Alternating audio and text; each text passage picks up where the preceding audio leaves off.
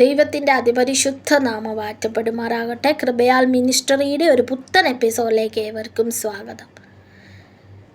ഇന്ന് ദൈവത്തിൻ്റെ ആത്മാവ് എന്നോട് സംസാരിച്ച ഒരു ഭാഗത്തുനിന്ന് വേറൊരു ഭാഗമാണ് റെഡിയാക്കിയത്. പക്ഷെ എൻ്റെ മനസ്സിലൂടെ ഇടപെട്ട ഒരു ഭാഗത്തിൽ നിന്ന് അല്പസമയം ദൈവവചനം സംസാരിപ്പാൻ ഞാൻ ദൈവത്തിൽ ആശ്രയിക്കുന്നു. ഹല്ലേലൂയ, സ്തോത്രം.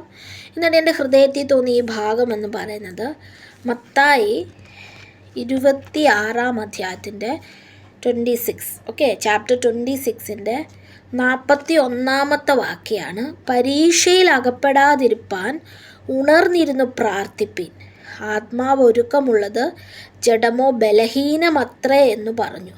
ആമേൻ, സ്തോത്രം.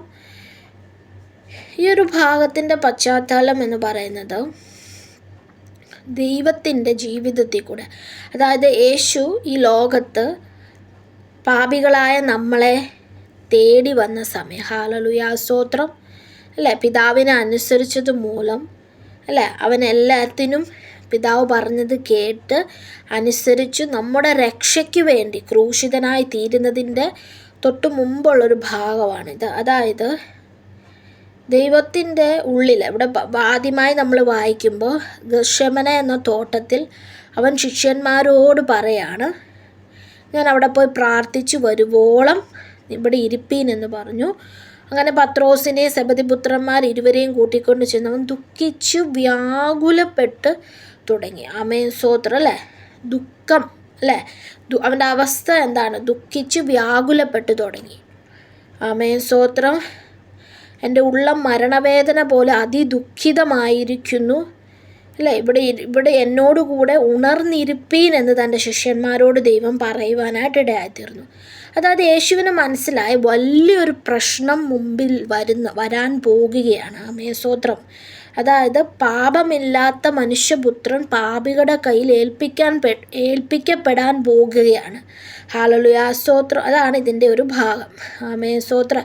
ദൈവത്തെ യേശുവിനറിയാം, പിതാവിന് വേണമെങ്കിൽ അവനെ അവിടെ നിന്ന് രക്ഷിക്കാം, അല്ലേ. ആ ഒരു പാനപാത്രം നിൻ്റെ ഹിതമെങ്കിൽ, അല്ലെങ്കിൽ ഈ ഒരു പാനപാത്രം എന്നിൽ നിന്ന് നിൻ്റെ ഹിതമെങ്കിൽ ഞാനിത് എടുത്തോളാം എന്നൊരു ഏറ്റുപറച്ചിൽ അവിടെ ഉണ്ടാവുകയും നിൻ്റെ ഇഷ്ടം അതാണെങ്കിൽ അതുപോലെ തന്നെ നടക്കട്ടെ എന്നുള്ളൊരു പ്രാർത്ഥന. ആമേൻ, സ്തോത്രം, അല്ലേ. അങ്ങനെ അവൻ എന്ത് ചെയ്തു? ശിഷ്യന്മാരുടെ അടുക്കൽ വന്നു, അവൻ നന്നായി പ്രാർത്ഥിച്ചു. ആമേൻ, സ്തോത്രം. അവന് വിഷമം വന്നപ്പോൾ, അവൻ്റെ സാഹചര്യം മോശമായപ്പോൾ യേശു നമുക്കൊരു ഉദാഹരണമായി അവൻ എന്ത് ചെയ്തു? പ്രാർത്ഥിച്ചു. അവൻ അതിന് ശിഷ്യന്മാരുടെ അടുക്കൽ വന്നപ്പോഴും അവരെന്ത് ചെയ്തു? ഉണർന്നിരിപ്പാൻ, അവർ ഉറക്കമുള്ളവരായി തീർന്നു. അവർക്ക് ഉണർന്നിരിപ്പാൻ കഴിഞ്ഞില്ല, അല്ലേ. അപ്പോൾ ദൈവം അവരോട് പറയുന്നൊരു വാക്യമാണ്, പരീക്ഷയിൽ അകപ്പെടാതിരിപ്പാൻ ഉണർന്നിരുന്ന് പ്രാർത്ഥിപ്പിൻ. നമ്മുടെ ജഡം, ആത്മാവിന് ഒരുക്കമുണ്ട്, ജഡത്ത്. ഇപ്പോൾ ഒന്നാമത്തെ കാര്യം പരീക്ഷയിൽ അകപ്പെടാതിരിപ്പാനാണ് നമ്മൾ പ്രാർത്ഥിക്കേണ്ടത്. ആമേൻ, സ്തോത്രം, അല്ലേ. ദുഷ്ടനായവൻ പരീക്ഷയിൽ നമ്മളെ അകപ്പെടുത്താറുണ്ട്. യേശു ശിഷ്യന്മാരെ പഠിപ്പിച്ച പ്രാർത്ഥനയിലുണ്ട്. എന്താണ് ആ പ്രാർത്ഥനയുടെ അവസാനം പറയുന്നത്? പരീക്ഷയിൽ അകപ്പെടാതിരിപ്പാൻ ദുഷ്ടങ്കൽ നിന്ന് ഞങ്ങളെ വിടുവിക്കണമേ. അപ്പം ദുഷ്ടനും പരീക്ഷകളും നമ്മുടെ ജീവിതത്തിലുണ്ടാവും. യാക്കോബിൽ പരീക്ഷ സഹിക്കുന്ന മനുഷ്യൻ ഭാഗ്യവാൻ, അവൻ കൊള്ളാകുന്നവനായി തെളിഞ്ഞ ശേഷം. അപ്പോൾ പരീക്ഷ നമ്മുടെ ലൈഫിൽ ഉണ്ടാകുന്നത് നമ്മൾ കൊള്ളാവുന്നവരാണോ എന്ന് തെളിയിക്കാനാണ്. ആമേൻ, സ്തോത്രം, അല്ലേ. ദൈവം ആരെയും പരീക്ഷിക്കുന്നില്ല, ദോഷങ്ങളാൽ അവൻ ആരെയും പരീക്ഷിക്കുന്നില്ല. നമ്മുടെ നടപ്പിൻ്റെ പ്രവൃത്തിക്കനുസരിച്ചാണ് നമ്മൾ പരീക്ഷിക്കപ്പെടുന്നു എന്ന് ദൈവവചനം നമ്മളെ പഠിപ്പിക്കുന്നുണ്ട്, അല്ലേ. അല്ലാത്തൊരു ഭാഗത്ത് പറയുന്നുണ്ട്, ഇവിടെ എന്താണ്, പരീക്ഷയോടുകൂടെ തന്നെ അവൻ നമുക്ക് പോക്കുവഴിയും പറഞ്ഞു തരും. അപ്പോൾ എന്താണ് ഈ പരീക്ഷ എന്നുള്ളത്? ഹല്ലേലൂയ, സ്തോത്രം. നമുക്കറിയാം, കുഞ്ഞുങ്ങൾ എക്സാമിൻ്റെയൊക്കെ സമയത്ത് പരീക്ഷ എന്ന് പറഞ്ഞ പേടിയുണ്ട് ചിലർക്കല്ലേ, പരീക്ഷാ പനി എന്നൊക്കെ നമുക്ക് പറയാം. ആ സമയത്ത് ഒരു ടെൻഷനും കാര്യങ്ങളെല്ലാം ഉണ്ട്. പക്ഷേ പരീക്ഷ ഇല്ലായിരുന്നുവെങ്കിൽ, എക്സാമുകൾ ഇല്ലായിരുന്നുവെങ്കിൽ നമ്മൾ ഇന്നും ആ 1-ാം സ്റ്റാൻഡേർഡിൽ തന്നെ പഠിച്ചാണ്, അല്ലേ.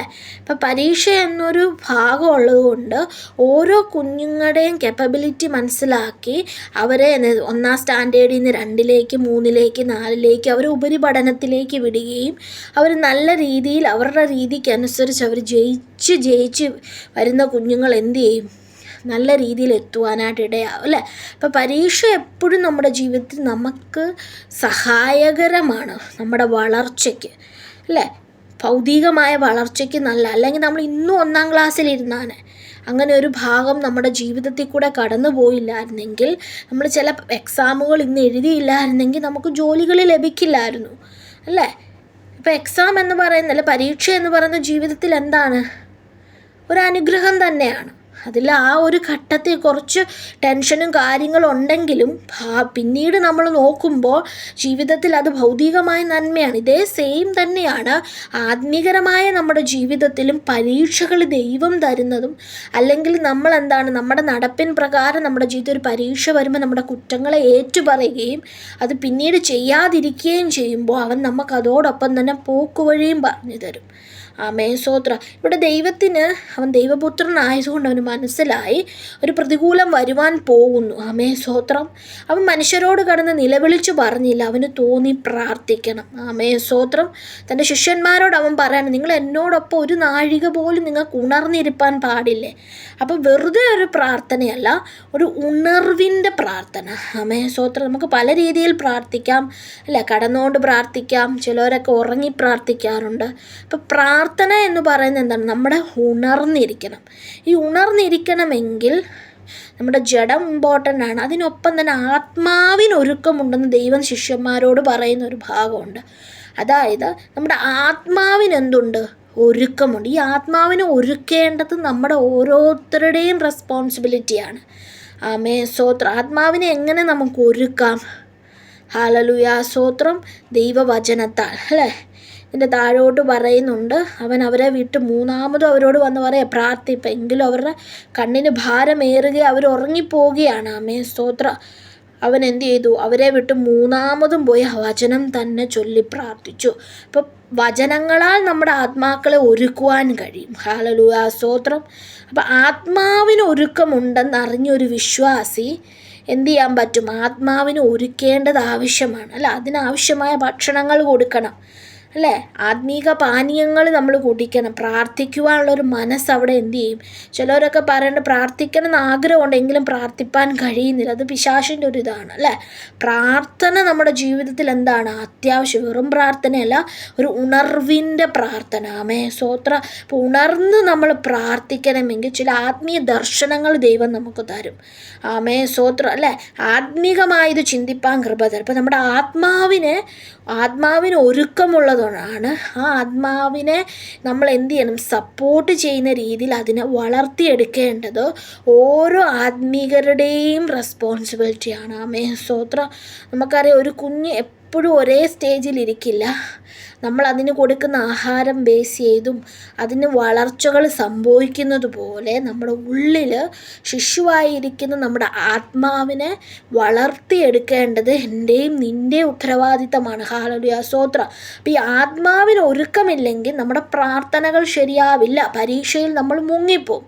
ആമേൻ, സ്തോത്രം. നിനക്കൊരു പരീക്ഷ ജീവിതത്തിൽ വരുമ്പോൾ നമുക്കറിയാം, ഒരുപാട് പരീക്ഷയിൽ കൂടി കടന്നുപോയ ദൈവദാസന്മാരുടെ സാക്ഷ്യങ്ങൾ കേട്ടവരായിരിക്കാം നമ്മൾ. അല്ല, ഇപ്പോൾ നീ ഒരു പരീക്ഷയിലൂടെ കടന്നു പോവുകയായിരിക്കാം. ആമേൻ, സ്തോത്രം. എന്ത് തന്നെ ആയാലും ഈ പരീക്ഷയെ നീ ജയിക്കണമെങ്കിൽ നീ ഉണർന്നിരുന്ന് പ്രാർത്ഥിക്കുന്നവനായിരിക്കണം. ആമേൻ, സ്തോത്രം. പ്രാർത്ഥിക്കുന്നവൻ്റെ മുമ്പിൽ അടഞ്ഞ വാതിലുകൾക്ക് സ്ഥാനമില്ല. ഹല്ലേലൂയ, സ്തോത്രം. നിൻ്റെ ഏത് പ്രതിസന്ധി ഫ്രണ്ടിലുണ്ടെങ്കിലും നീ പ്രാർത്ഥിപ്പാ. ദൈവം അവിടെ ചെന്ന് എന്ത് ചെയ്തു, ഒറ്റയ്ക്കിരുന്ന് പ്രാർത്ഥിച്ചു എന്ന് നമുക്ക് വായിക്കുവാനായിട്ട് കഴിയും അല്ലേ. അല്ലാതെ അവൻ അവിടെ നിന്നവരോടോ അല്ലെങ്കിൽ മറ്റുള്ളവരോടോ തൻ്റെ വിഷമങ്ങളെ പറഞ്ഞുകൊണ്ടിരിക്കുവല്ലായിരുന്നു. അവൻ പ്രാർത്ഥനയിൽ ഉറ്റിരുന്നുവെങ്കിൽ, ഹല്ലേലൂയ, സ്തോത്രം. ഞാനും നീയും നമുക്ക് ഒരു വിഷമം വരുമ്പോൾ നമ്മുടെ സ്നേഹിതരോട് പറയാം നമുക്ക്. പക്ഷെ നിൻ്റെ വിഷയത്തിന് നിനക്കുണ്ടാകുന്ന മനോവേദന അവർക്കുണ്ടാകണമെന്ന് നിർബന്ധമില്ല. ഹല്ലേലൂയ. അതുകൊണ്ട് നീ എന്ത് ചെയ്യണം, നിൻ്റെ വിഷയത്തിന് നീ മുട്ടുമടക്കി ദൈവസന്നിധിയിൽ ഇരുന്ന് പ്രാർത്ഥിക്കണം. അല്ലെങ്കിൽ പാസ്റ്ററോ ആൻറ്റി എനിക്ക് വേണ്ടി പ്രാർത്ഥിച്ചോളാം എന്നല്ല.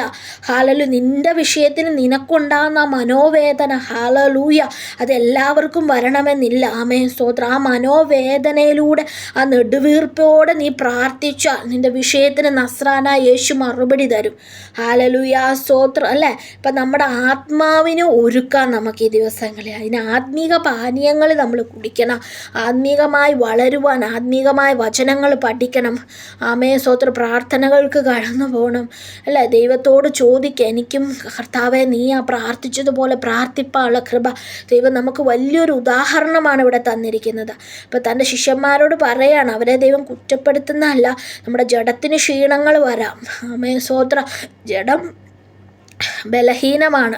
ജഡത്തിന് എപ്പോൾ വേണേലും ക്ഷീണാവസ്ഥ വരാം. ഹല്ലേലൂയ സ്തോത്രം. പക്ഷെ ആത്മാവിന് ഒരുക്കേണ്ടത് നമ്മുടെ ആവശ്യമാണ്. ആമേൻ. കർത്താവിൻ്റെ വരവ് ഏറ്റവും അടുത്തിരിക്കുക. ഈ ആത്മാവിനെ നമുക്ക് ഒരുക്കാം. ഹല്ലേലൂയ സ്തോത്രം അല്ലേ. ആത്മീകരമായി അതിന് വളരുവാൻ ആവശ്യമായ സാഹചര്യങ്ങളിലൂടെ മാത്രം പോവുക. പാപങ്ങളെ ഉപേക്ഷിക്കുക. ആമേൻ സ്തോത്രം അല്ലേ. പാപചിന്തകളെ വെടിയാൻ ദൈവത്തോട് നമുക്ക് പ്രാർത്ഥിക്കാം. നമ്മുടെ ആത്മീയ മനുഷ്യനെ എങ്ങനെ നമുക്ക് ദൈവമേ അതിനെ വളർത്തിയെടുക്കുവാൻ ദൈവം നമുക്ക് കൃപ നൽകുമാറാകട്ടെ. ഹല്ലേലൂയ സ്തോത്രം. അതുകൊണ്ട് ദിവസങ്ങളായി വർഷങ്ങളായി നീറിക്കൊണ്ടിരിക്കുന്ന വിഷയങ്ങൾക്ക് എന്തുകൊണ്ട് മറുപടിയില്ല? ഒരു ഉണർവിൻ്റെ ഒരു പ്രാർത്ഥന, ഒരുക്കമുള്ള ഒരു ആത്മാവിന് വേണ്ടി നമുക്ക് പ്രാർത്ഥിക്കാം. ഹല്ലേലൂയ സ്തോത്രം. അത് മടുത്തു പോകാതെ പ്രാർത്ഥിച്ചുകൊണ്ടേയിരിക്കും ദൈവസന്നിധിയിൽ. ഹല്ലേലൂയ സ്തോത്രം. അതുകൊണ്ട് ദൈവത്തിൻ്റെ വചനം നമ്മളെ പഠിപ്പിക്കുന്നത് പരീക്ഷയിൽ നമ്മൾ എന്ത് ചെയ്യാൻ പാടില്ല? അകപ്പെടാൻ പാടില്ല. പരീക്ഷ ദുഷ്ടനായവൻ കൊണ്ടുവരാൻ ജീവിതത്തിൽ. ഇപ്പം പരീക്ഷയിൽ അകപ്പെടുന്നതിന് മുൻപേ യേശു നമുക്ക് വരച്ചു കാട്ടി തന്നിരിക്കുന്ന അവൻ്റെ ആ പ്രാർത്ഥന നമ്മുടെ ജീവിതത്തിൽ ഒരു മാതൃകയായി തീരട്ടെ. ഹല്ലേലൂയ സ്തോത്രം. അല്ലാതെ ഏത് നേരം കരഞ്ഞുകൊണ്ടിരിക്കാനല്ല. എൻ്റെ യേശു പ്രാർത്ഥിച്ചതുപോലെ ഞാനും എൻ്റെ വിഷയങ്ങൾക്ക് വേണ്ടി പ്രാർത്ഥിക്കും. ആമേൻ സ്തോത്രം. എൻ്റെ ആത്മാവിനെ ഒരുക്കേണ്ടതിന് വേണ്ടി നമുക്ക് ആദ്യം തന്നെ പ്രാർത്ഥിക്കാം. അഭിഷേകം പ്രാപിക്കാത്തൊരു അഭിഷേകം പ്രാപിച്ചാൽ നമ്മുടെ ആത്മാവ് ഉണരുവാനിടയായിത്തീരും. ദൈവമായിട്ടുള്ളൊരു സംസാരം. ഹല്ലേലൂയ. അപ്പം ഇത് വളരെ ഇമ്പോർട്ടൻ്റ് ആയിട്ടൊരു ഭാഗമാണ്. നമ്മൾ ആദ്യം തന്നെ മനസ്സിലാക്കുക, ജഡത്തിന് ബലഹീനതയുണ്ട്. അതിനെ സപ്പോർട്ട് ചെയ്യൽ ഒരുപാട്. ആമേൻ സ്തോത്രം അല്ലേ. അതിന് കൊടുത്തോണ്ടേ ഇരിക്കാനേ അതാണ് ജഡം. പക്ഷെ നമ്മുടെ ആത്മാവിനെ നമുക്ക് എന്ത് ചെയ്യാം? ഈ നാളുകളിൽ ബലപ്പെടുത്താം. ആമേൻ സ്തോത്രം. അതിനു വേണ്ടി ദൈവസന്നിധിയിൽ ഇരുപ്പാൻ നമ്മുടെ മനസ്സുകളെ ദൈവം ഉറപ്പിക്കുമാറാകട്ടെ. ഹല്ലേലൂയ. അതുകൊണ്ട് ദൈവം നമുക്ക് വരച്ചു കാണിച്ചു തന്ന ഈ ഒരു വചനപ്രകാരം അവന് വരുന്ന പ്രതിസന്ധി അവൻ നേരത്തെ അറിയുവാനിടയായത് അവൻ്റെ ഉള്ളിൽ ആത്മാവ് ഒരുക്കമുള്ളത് കൊണ്ടാണ്. ആമേൻ സ്തോത്രം. എൻ്റെ നിൻ്റെ ജീവിതത്തിൽ വരാൻ പോകുന്ന അനർത്ഥങ്ങൾ ദൈവം കാട്ടിത്തരുക. നമ്മുടെ ആത്മാവും ദൈവവും തമ്മിൽ ഒരു ആത്മീക ബന്ധം വളരട്ടെ. ആമേൻ സ്തോത്രം അല്ലേ. നമ്മൾ എന്തിനാണോ കൂടുതൽ ആഹാരം കൊടുക്കുന്നത് അതേ നമ്മൾ വളരത്തുള്ളൂ. അതുകൊണ്ട് ഈ നാളുകളിൽ ആത്മീയ പാനീയങ്ങൾ കുറിച്ച് ദൈവവചനം കേട്ടും ദൈവവചനം ഗ്രഹിച്ചും നമുക്ക് മുന്നേറുമാറാകട്ടെ. ഹല്ലേലൂയ. ഈ വചനങ്ങളാ ദൈവം എന്നെ നിങ്ങളെ കൂടുതൽ അനുഗ്രഹിക്കുമാറാകട്ടെ. God bless you all.